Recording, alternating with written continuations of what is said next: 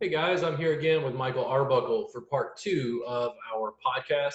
Michael Arbuckle is a great massage therapist here in the Austin area. And Michael, can you tell them a little bit about you and where they can contact you Yeah. So I am a massage therapist. I've been practicing for just over 3 years. My business is Forge Body Therapy. I practice out of South Austin, and you can find me on social media, primarily on Instagram. But I will direct you to my website link tree that will take you to anywhere you would like to go in my field. That is www.forgebodytherapy.com. And again, probably the best way to see what I do is check out my Instagram. Cool. So, Michael, what we were kind of touching on at the end of the last podcast is I think there's a piece of, manual therapy massage is ancient. It's never going to change. And I went, oh no. Okay, yeah, I mean, until we get robotics and AI that's strong enough to replace human touch. But it's like all the stuff that goes around it. One of the biggest innovations to the massage industry, I'd say, within the last 10 years or so has been online scheduling software. Yeah. But it's all the stuff Yeah. around the massage. You see what I'm saying? It's not the session itself. Right. The use of Instagram or social media around the marketing, packaging, distribution, that's changed. The marketplace for massage itself will change, will diversify. What it will look like remains to be seen. Right. Yeah. I would agree with that. It is interesting as we delve deeper into different, modalities, as we like to call them. But again, Robert, I just want to go back to this idea like energy work is not the same as soft tissue work. So It's not, why are but you don't have to have a license to do it.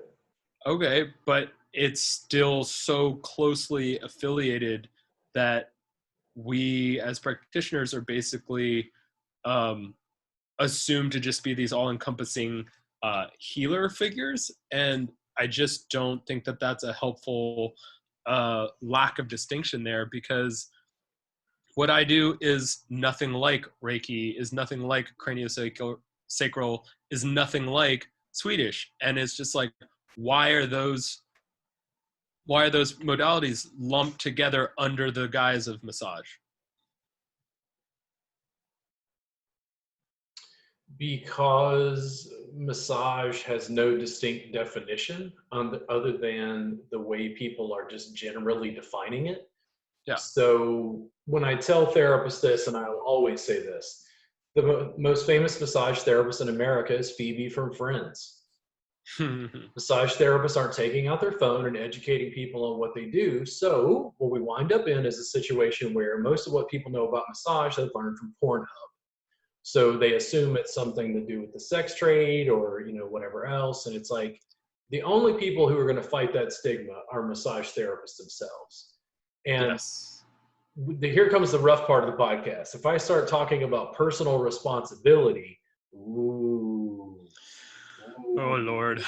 that's rough. Why you got to do that, white guy? Just shut up, Yeah. Um, I mean, you're talking to an industry of people who basically the majority, and this is gonna find me some haters. I don't know. You tell me I should collect some haters. So, the the majority of the massage therapists that I've come in contact with are basically here because they didn't fit anywhere else, and they didn't have a terrible amount of drive, and they thought, hey, I can get paid to just show up and touch some people and then, call it a day.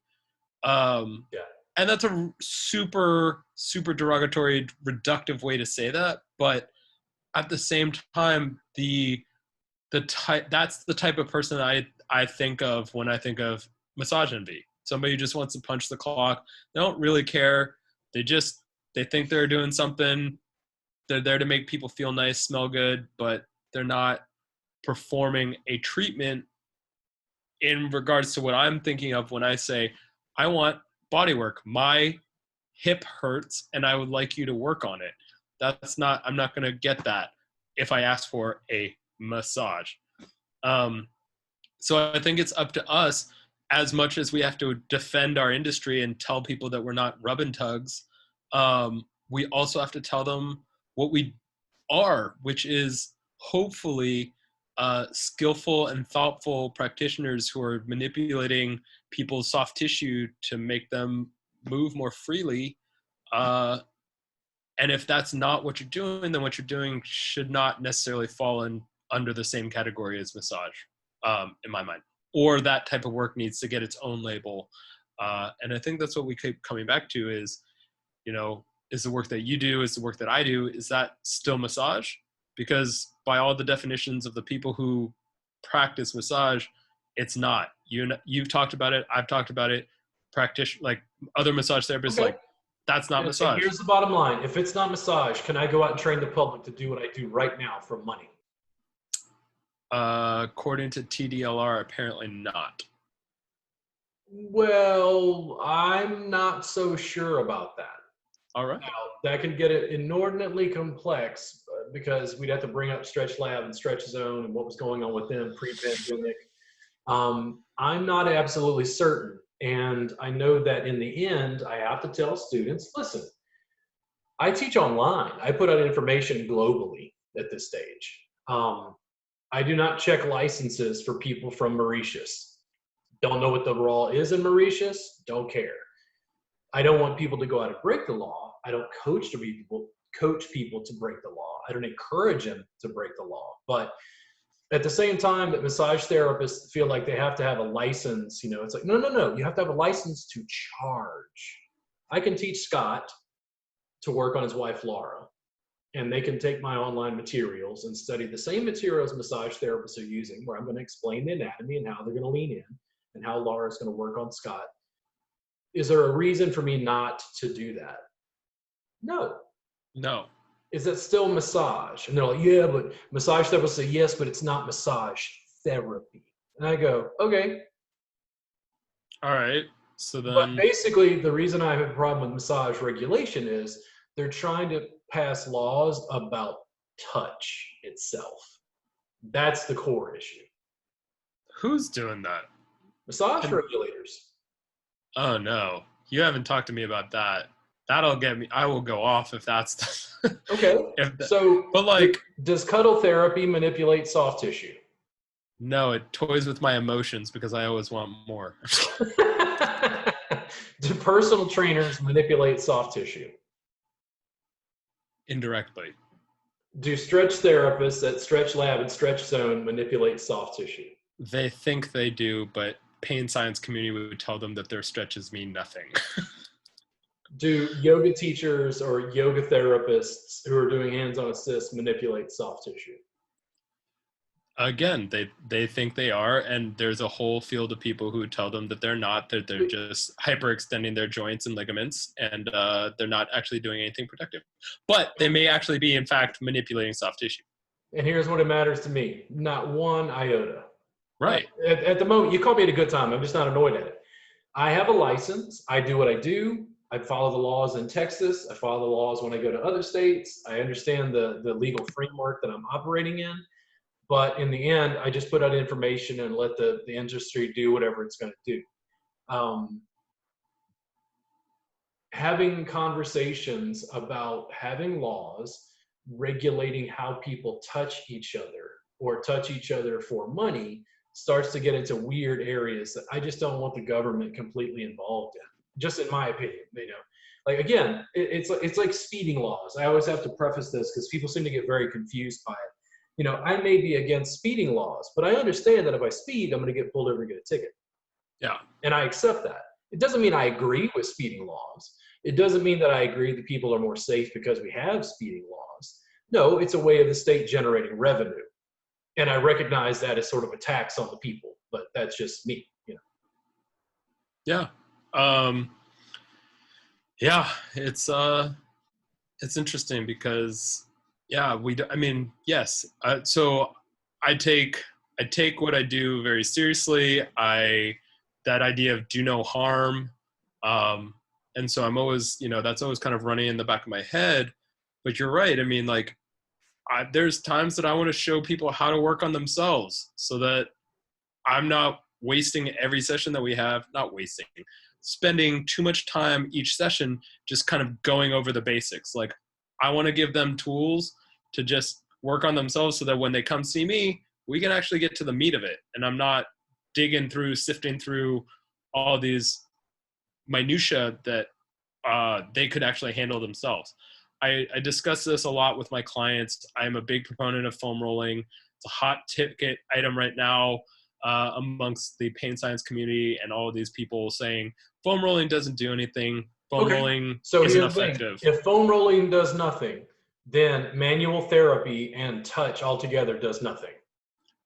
Absolutely. And so what that whole group of people is trying to invalidate the entire touch industry, the entire idea that manual therapy has no effect. And I'm like, okay, so what's the basis of that claim? It's like, well, you have to keep doing it to, and you don't ever make lasting change. And I'm like, there's plenty of things that we do over and over again that don't create lasting change, but is still essential and very important to the maintenance and upkeep of our human body.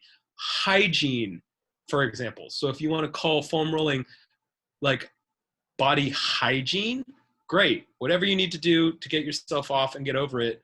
But the fact that you say, just because you foam roll and you have to do it again and again doesn't mean it's not working. You go to the gym, you lift the same shit again and again, and incrementally you see improvement.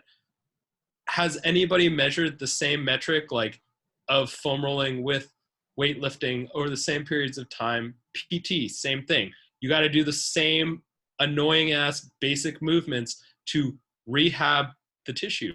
Okay, but is that not the same thing as doing the iterative process of manipulating that tissue again and again until it adapts to that stimulus to where it changes? So going back to what I was saying, I like to give my clients the empowerment to work on themselves. So then when they come to see me, we can work on bigger issues. I don't want them to become addicted to me. That's not the point of this game. I want them to feel better and move better. If I've accomplished that, awesome. I've done my job. They're going to send their friends. Perfect. If they become addicted to me, it's not productive. I'm just going to keep doing the same thing again and again. And while that's nice in job security, that's not why I'm here. That's not why I believe I became a massage therapist. I don't think that's why you do what you do. You don't just want to endlessly do the same massage routine on the same person every single time. And I see too many massage therapists who are just like, yeah, they really like my Swedish routine. Great. They like a Swedish routine. That doesn't sound like it's doing anything other than just being a Swedish routine. That's not the same as what we're doing. We're doing work. We're correcting. It's frustrating. You work on pain and mobility much like I do. I don't Yes. feel like most of what you described is you wanted to be a service provider who delivered massage. That's not why I went to massage school. I went to massage school to get better. And once I figured out how to get better, I kept using that, tweaking that, learning and growing in yoga and Thai massage and all this stuff, and went, okay, hold on. This is really good for chronic pain and mobility, but now it doesn't look like the stuff I was taught in school. Yeah. And then eventually started teaching massage therapists how to, do what I do or whatever, teaching them how to use deep compressions, how to do mat work, how to expand their practice. And it was like, okay, you're teaching technique. Then I was teaching business, and then I was teaching self-esteem. And now I continue to teach all that entire, rainbow right there, and just continue to work with the students where they are to build them up to the point that they feel comfortable where they're at. I mean, the first interview I did with Natalie, I got Natalie on Zoom and pressed a button because I was like, man, how do you record on this? And I just did a quick search and found it and pressed a button. And Natalie told me flat out she's worked for 15 or more years. I can't remember exactly, somewhere in there. And she just said, Robert, I was booked up pre-pandemic. She was booked out till September. Holy shit. Awesome results at the place she works. She's loved where she works. She's kind of like lead therapist, I think. The manager got a session.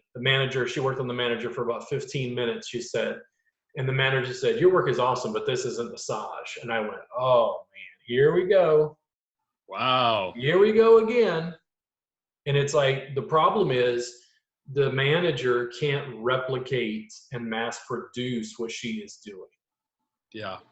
It's slightly different. It's tweaking the variable in many different ways. And I reduce the learning curve using online education to like give as much support materials and structure as I can for the therapist, but I can only go so far in holding the therapist's hands. They really have to want it. They really have to use the material, watch the material, practice, use their legs and feet. And it's always so insightful to me to see someone that they finally, you know, get on a mat, put their knees in somebody's glutes and go, oh my God. And I go, yes. They're like, this isn't even remotely the same thing. And I go, is it easier on your body? Yes. Is it more effective? Yes. Can you charge more for it? Yes. If you don't want something that's easy, effective, and allows you to make more money and help people out of chronic pain, I don't have anything to offer you. Yeah. And that's what I'm saying is, I'm just, yeah, you make the offer irresistible, and it doesn't matter if the people that you're offering it to don't get it. Then it's just like, this isn't really even a question. It's like, when do you start? And it, again, my overwhelming impression of the massage industry from the 4 years if you include school, is that it's just not a high caliber, highly motivated group of people. They want to just slather lotion. How was high school? Terrible. Highly motivated? In high school, what high schoolers highly motivated? Amazing group of people. So good. They're my favorite. I really especially loved, Yeah. being taunted and teased. That was great. Yeah. A+ for that. No, fuck high school. I mean, the thing is, and I don't want to be a complete jerk about it, but average is a word for a reason. A lot of massage therapists are average. A lot of people in any industry are just average. Yes. It's just the way things are. I know that I aspire to be well above average. I just continue to work on the craft. And the way I talk about working on the craft is kind of like the way that in the last 30 or so years, we finally got to the celebrity chef. We never really had celebrity chefs before that. Like chefs, who was a chef in 1800? I have no idea. Like chefs didn't have renown, I guess. Now that we have video and TV and Food Network, we have celebrity food people. I mean, you still had like the chef for the king and queen. Like sure. that was an honor. Sure. And so like in that regard, I think that like food culture has had if you say anything like that to the French, they would string you up by your shoes because no. I'm talking about mass market popularization. I know that if you Briat Savarin or whatever, like there were people who wrote books and things, and I know that. Like I couldn't step on food culture. I love it. The difference is we didn't have celebrity chefs. True. That's really only happened in the last 30 or so years, probably because of mass technology. Who's the celebrity massage therapist? Closest, I would say, I would give you Ida Rolf or Eric Dalton are the two that come to mind. Just because they're not even known by the general public. Yeah, exactly. Yeah. You have to be pretty industry specific to know that. I would say, I mean, again, you got me talking about food. I'm like, Julia Child, like she catapulted food into the spotlight also for women, which was great. So good on her. And the thing is, but it takes somebody who's a rule breaker, to go out and do that. Absolutely. And the thing is, and to do it with style. Like I can hear a voice when as soon as you said it. Love the food generally, cooks. I'm wearing a Tony Bourdain shirt. Yeah. Yeah. R.I.P. Yeah. R.I.P. So yeah, it just contact education of the public. Just the food scene, for instance, in America, like the food scene in America, like we live in Texas, we live in Central Texas. You can get, now I'm not saying it's traditional Sichuan. or traditional Cantonese Chinese food, but you can find it in Austin, in Yeah. Texas. We're a long way from China. 30 years ago, and that's what I mean. The diversity and complexity within the massage and bodywork marketplace, what I think is going to happen in the next 20 to 30 years is the diversity is going to happen. It's not going to be massage indie. Yeah. There's going to be Whataburger, In-N-Out, Freddy's Frozen Custard, Hop Dotties, all these local places and whatever else. I mean, we had some, and then they Well, just yeah, COVID is, oh man. If you're in the restaurant industry, please, if you need a session, just contact me. We'll try to work it out, guys. I'm so sorry. Yeah. I love everything they bring to the Austin food scene. I watch a lot of eater videos and discovered a few places I didn't even know about that I'm like, great, is this place even going to be, around, whatever this is. We still need to go to Salt and Thyme. That place, Yeah. I mean, yeah. They're doing charcuterie boards to go. Did you know that? No, I didn't know that. I hadn't paid attention. Yeah. I was like, I'd do some sketchy shit for a charcuterie board from Salt and Thyme right now. So we take this clip and that's what we put on Instagram and we tag Salt and Thyme. Yes.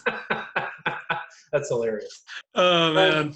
But yeah, I mean, the thing is, food chemistry, the chefs taking food, reducing it to certain chemistry variables and tweaking it. It's like making charcuterie as Salt and Thyme does in an Austin landscape with Austin animals in Central Texas. Absolutely. So, like, we're not really known for dry aged meat in Central Texas, but they're doing it. They're doing it well.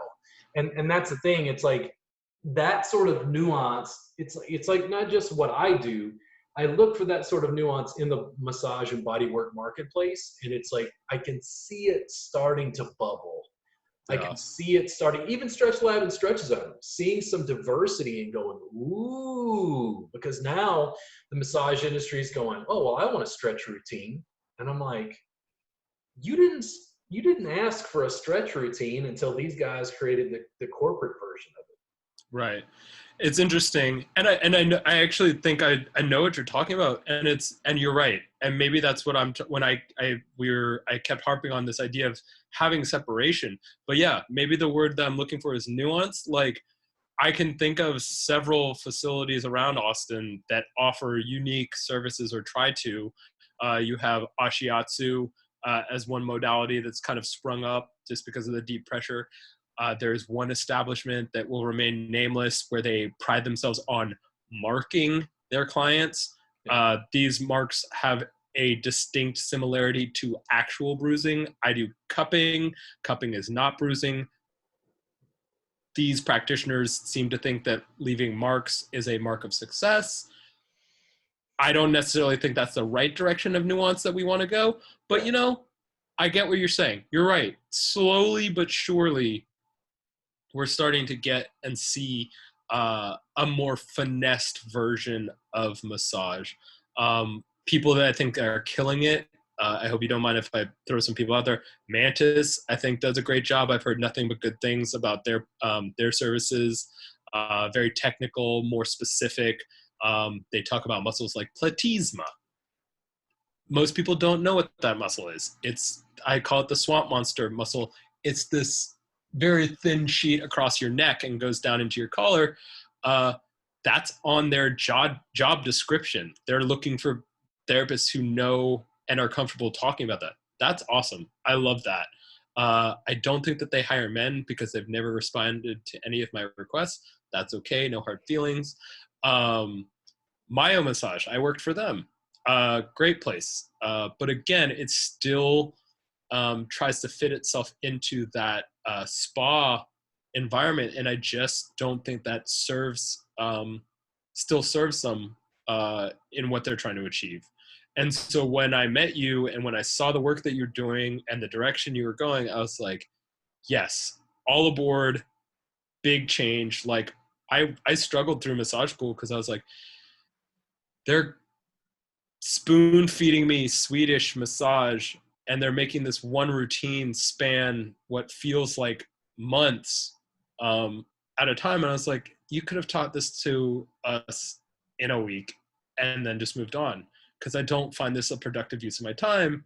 But unfortunately, the massage industry has been pigeonholed into that Swedish box. But I'm really excited to see diversification. And hopefully what that means is when there's more facilities offering distinct services, that there will be more room in the educational arena to have standalone, not necessarily continuing ed versions of what you're talking about. And I pride myself to know you that you're doing that. So I think it's great. I think part of the issue is mass production. The schools at this stage are having to feed therapists into facilities like Massage Envy. So they need to have a basic routine to be able to go there and get a job. The schools know that these students are not going to work for themselves, or if they do eventually, they're going to work for other people for a year or two just to get their feet wet, get their hands on some bodies. And then it's just, they're expected, well, they're going to take continuing education. The degree to which there's diversity in the marketplace, man, I'm just stubborn. Like, I discovered what I did fairly early on with my teacher. She was not involved with yoga. I really liked yoga. I had started doing yoga before I started studying with her. Once I had like yoga and Thai massage, I was just like, this is it, dude. All those years ago, this is 18 years ago, I was like, this will take over the entire massage industry. It'll take 2 years. This is too good. Here we are. 18 years later, I'm teaching it, and massage therapists in Austin are going, I don't know, it's not massage. And in the end, it's very problem solution. I really focus on the problem and then like the solution, and then I brand that solution. I don't worry about what do they think it is, or is it yoga, or is it Thai, or I don't know. Like I worry about that less and less, because it just solves a problem in a way that people respond well to. I don't have poor responses from clients. Occasionally, I can count on one hand the number of people I've worked on, number of times I've worked on someone and they said, no, I'd rather just have a massage. Yeah. It's like, cool, but that just means my work wasn't particularly for them. Usually what I get is these people who crack open and they go, whoa, there's like other options I didn't realize. Yeah. It's like, if they've been in pain, there are people that I see who are basically close to surgery, and they can't believe that some of their pain or enough of it is like soft tissue based. Yeah. Without surgeries, without medication, that we could reduce pain that greatly. And if we could do that once, it's always me telling them we could probably do it again. If we could do it 2 times, I could show you how to work on yourself. Yeah. And that reminds me, like, you and I have pretty similar kind of origination stories. I mean, you obviously learned Thai massage quite early in your career, but we both started in chiropractic offices. And again, we were exposed to those clients in that chronic pain environment where we just got thrown in and got to learn.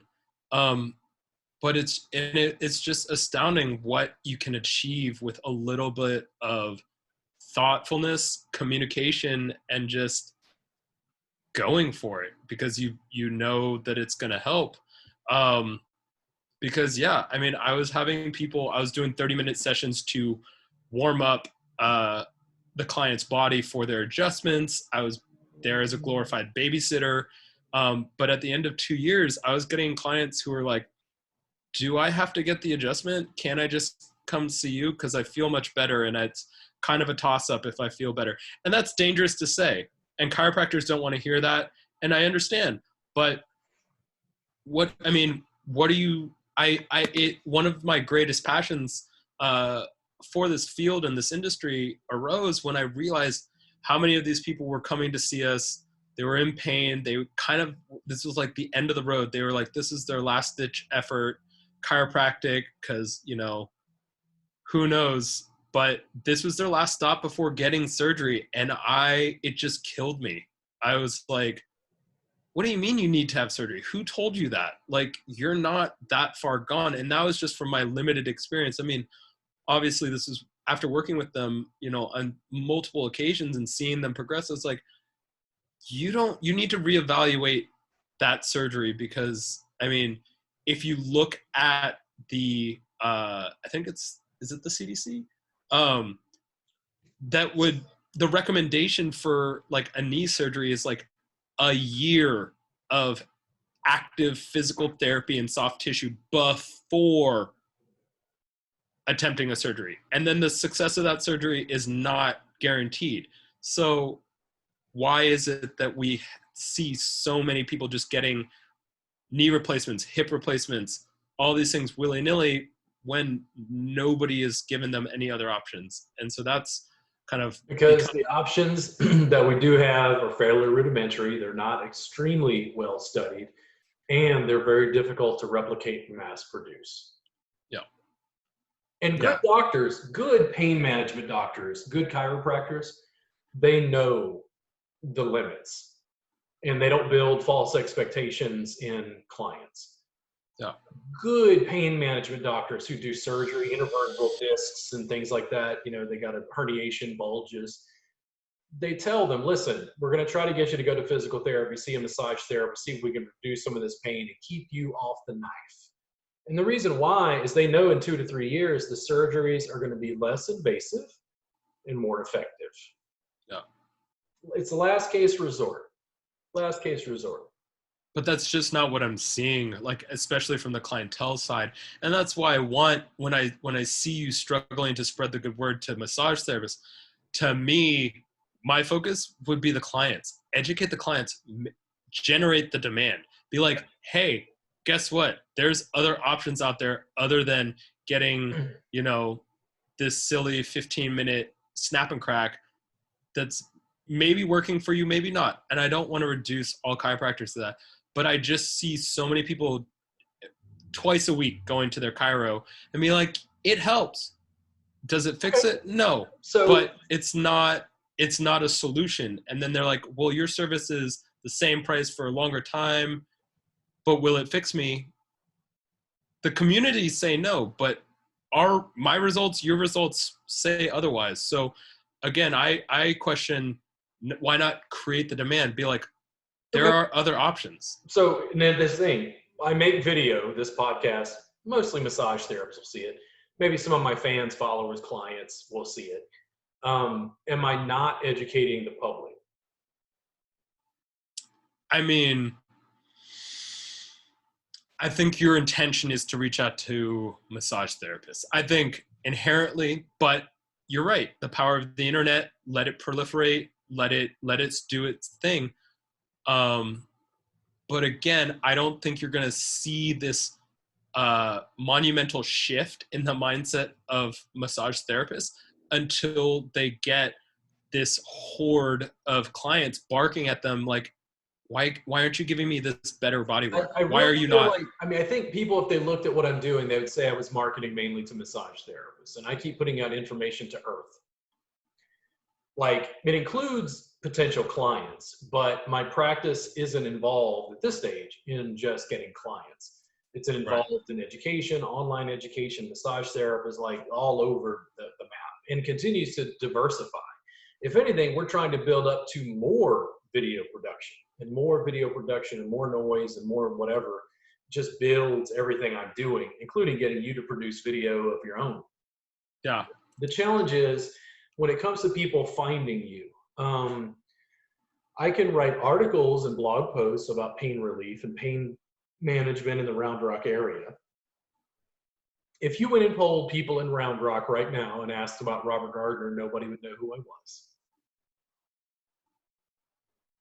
And nobody in Austin would know. Now, massage therapists might start to get an idea. Yeah, I've heard of him, or, you know, whatever. So the whole thing is like, you're really just running a numbers game. Now, I'm also not completely done. The Thai Massage Jam, for instance, is it for the public or is it for therapists? Both. And that's exactly how my marketing is. I didn't even separate that much. It was just all kind of rolled together. Yeah. And we'll continue educating. It's just that the easiest way for me to know to reach out to the largest number of people is through the internet. The other difference is, if people are searching for a massage, I'm not going to show up on the first page. If they search for Thai massage, I might. And if they search for other specific keywords like Thai massage and yoga therapy or something like that, that's even more succinct, right? But what people are searching for on a mass scale is massage. And if they think massage, they're not thinking what I do specifically. there's an SEO challenge. Yeah. Interesting. Because the thing is, you don't want to call what you do massage because it's forming their expectations over what you do. Yeah, absolutely. I mean, even just having this conversation, I feel like a light bulb has gone off. Like I want to redirect my marketing strategy to issue specific work, or at least pitches. Yeah. And I know you've actually talked about this, and I don't know why I haven't done it, but carpal tunnel is a great one. I would have to say it's probably one of the most overly diagnosed things, usually self-diagnosed things that people come in with. But it's something that almost everybody has an issue with. Some sort of hand. We're so tactile now. We're spending so much more time on computers, but primarily our phones. Like, even I'm struggling. I have overused my right arm, but this juncture right here has caused me unbelievable amounts of grief. I was in a car wreck that seems to have exacerbated whatever issue was already there. But what I've found through self-exploration is that it's primarily this muscle right here at the pad of my thumb, and then these suckers that run out my forearm flexors, and it travels, up all the way up to my elbow. And there's points there that I press, and it sends, full, like probably a 6 into my thumb, and just be like, whoa, hot spot. This is connected. And it's, I think if more people, more clients understood that their wrist pain when they're trying to do their burpees, or when they're just, I don't know, when they're texting in bed and their hand is cramping, like that can directly correlate and translate into their neck and shoulder pain. Like, those are not two separate issues going on. Mm-hmm. But again, it's about education. And from my perspective, I feel like you've always geared towards massage therapists. Well, the thing is, it's also things are about to change. Okay, so when I geared towards massage therapists, it was like I was never going to be able to do enough time massage.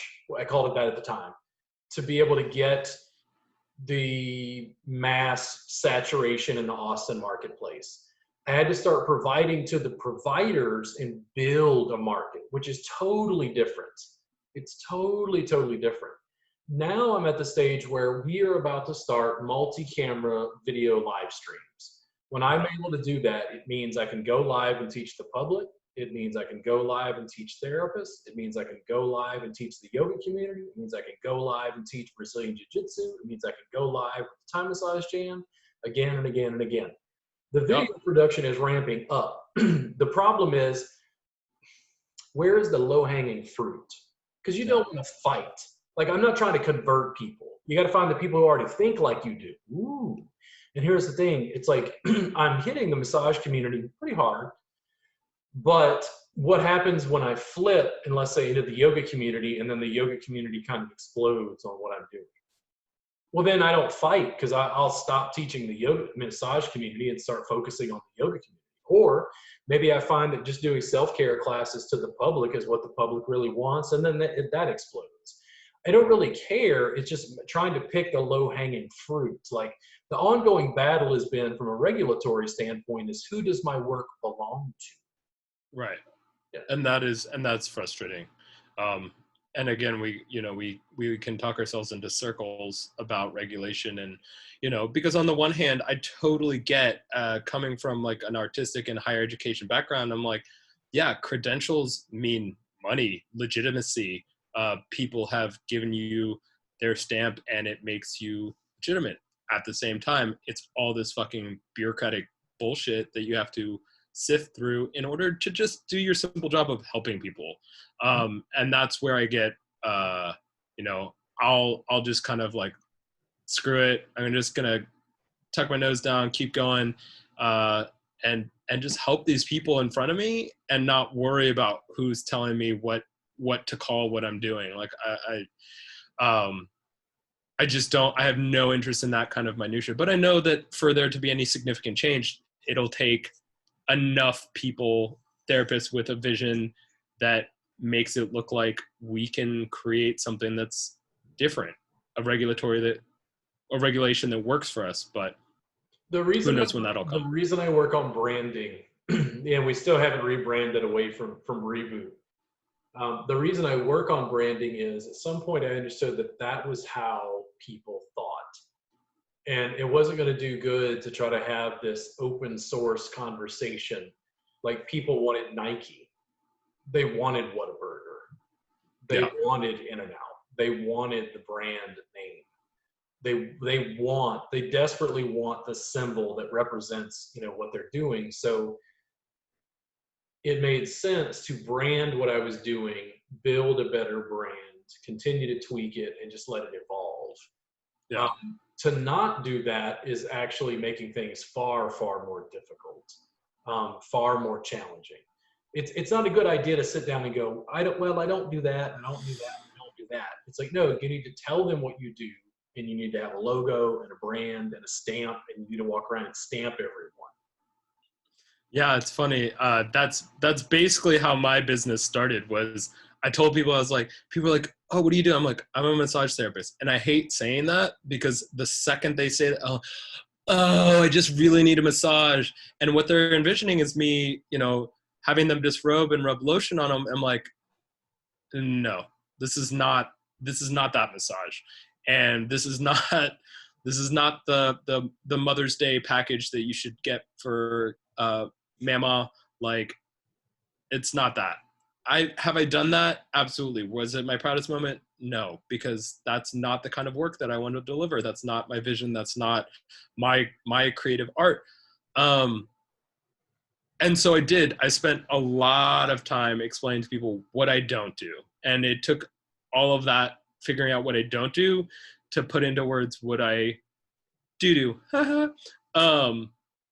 Because it's hard to pin down what you've taught me, and then the direction I've gone with it. It's all my clients say it. It's just not massage. It's different. They're like, not sure what just happened, but that was not like any massage I've ever had. I'm like, yeah, probably not. That's cool. Whatever you want to call it. It does make branding a little difficult though, because if you don't have a word to describe, you know, encapsulate what it is that you do, Yep. how do you then have your clients spread that? Like word of mouth, by far. I think if you ask any therapist, number one thing, word of mouth referrals. Somebody who has received the work and can explain it to new potential clients and sing your praises, that's the goal. That is the end all be all. But if you can't put into words what it is you do, you're kind of up shit's creek. Like, what? So that's what's made social media for me so powerful, because I just let my actions tell the story. Like, and because you've given me the tools to work with people fully clothed, I can now show them. I can show the world. I know that there's therapists out there, and it makes me overwhelmingly happy that are recording their not fully closed sessions. What was his name? What's that dude's name? The one Mr. that you Pure always... Relief? Yes. Oh Yeah, my God. Mr. Pure Relief. Mr. Pure Relief, if you see this, I got to have you on the show, man. We're going to make you a model massage entrepreneurs, man. You got to step up. I fully support that because I think it's amazing. And I think it'll be maybe just enough to piss off enough people to start a movement. So more power to you. Come through, Mr. Pure Relief. But yeah, so the power that you've given like me to use social media, to use my camera, to tell a story about what I do, has allowed me to, I mean, maybe it's arrogantly, but turn down a lot of work. People ask me if I do Swedish, and I just simply tell them I don't. I have no interest in providing that service, and I am happy to refer you to a lovely massage therapist who wants to do that and offers that. Because I don't think it's not a service that shouldn't be offered. That's absolutely not what I think. I just want to be able to provide the service to the people who need it and want it, and have people know what that is. I want to create my little slice of pie over here and be happy. Isn't that the dream, Robert? You're like, I want to blow up the pie. You actually want to American pie that pie. I mean, yeah, it's hard to say. I think in the end, regardless of what actually happens, my conception of it is probably going to be different than how it will be in actuality. You're So, breaking up pretty bad sound wise. I don't know okay. whose end that's on. Who knows? Can you still hear me? Hello? Is it cutting out pretty bad? You are now frozen. Give it just a second. Am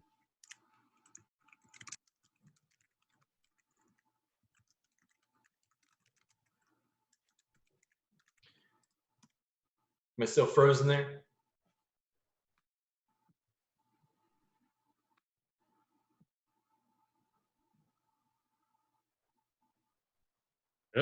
You back? Can you hear me? I can hear you just fine. Okay, yeah, you're coming in. Yeah, your screen is glitching pretty bad, and your sound is cutting out. There's probably only like 4 other people in my house playing World of Warcraft simultaneously. So. There you go. Hey, bandwidth. So the goal is to have enough clients and enough students and keep growing. I lost you again, I think. Eventually there's enough where I just don't have time to focus on the externalities. I don't have enough time to focus on people who don't like it because I'm just serving the clients and students who like it and then just continuing to build.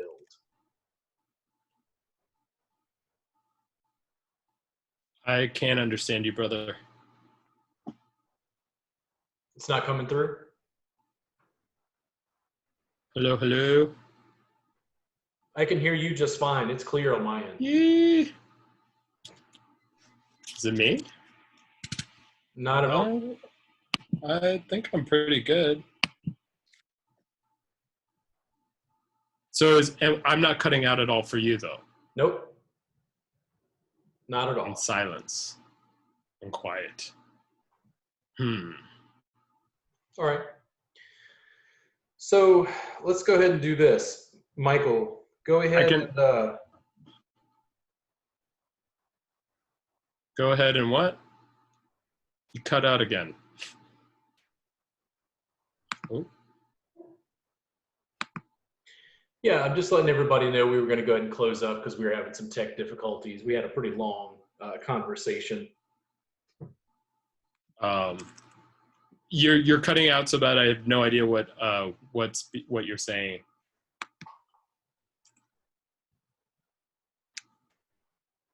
Can you type it? I can hear you clicking, but your face is frozen.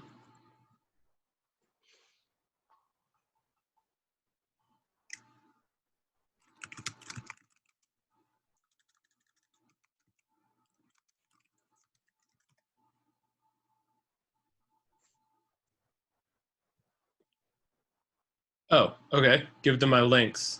All right, guys. Well, you can find me at www.forgebodytherapy.com. It'll take you to my little link tree where you can find my Instagram. That's probably the best place to see my work. You can go to my online store where you can buy gift card. You can pre-book, not even book, but you can pre-purchase sessions, packages. I'm running some specials right now, so hopefully when this quarantine clears, and yeah, check out my socials and hit me up if you have any questions.